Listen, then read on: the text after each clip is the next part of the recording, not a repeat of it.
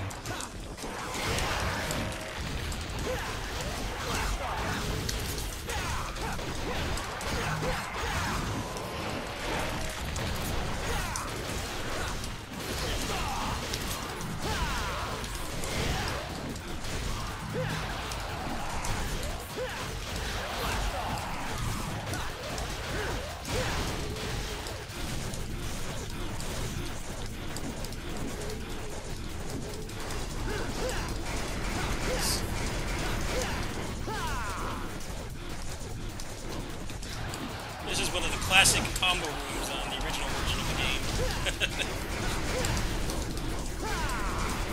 I used Mission 7 more on my combo practice for this.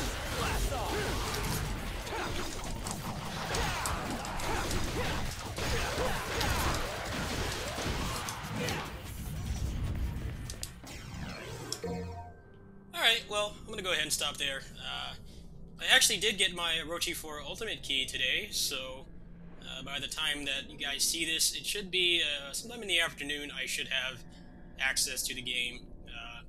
Orochi 4 Ultimate, in case you guys are not aware, the way it works is very similar to how modern fighting game DLC works. So basically the patch has all the data for Ultimate, and the DLC that you buy is basically just a key. Because in fighting games, they don't want to make it so you can't fight certain characters unless you pay for the DLC. So all the data is in the patch. You're basically just buying the rights to use it. That's very much how Ultimate works. So even though I have it right now, I can't actually use it until the patch is deployed. So I'll probably do a stream of it as soon as I get it. And then I want to work on this for a while as well. DMC3, it's kind of hard to go back to in some ways. The level design can get a little annoying sometimes. All the puzzles, it's definitely a stark contrast from 5, where it's designed more like an arcade game, and you're kind of just intended to just play through it like a beat-em-up and not really have anything getting in your way. I have to remember all the puzzles, I have to remember all the moves and the muscle memory and stuff. It's going to take some time, but I should be able to put out some decent footage. With that said, I'll see you guys tomorrow with Orochi. Thanks for watching.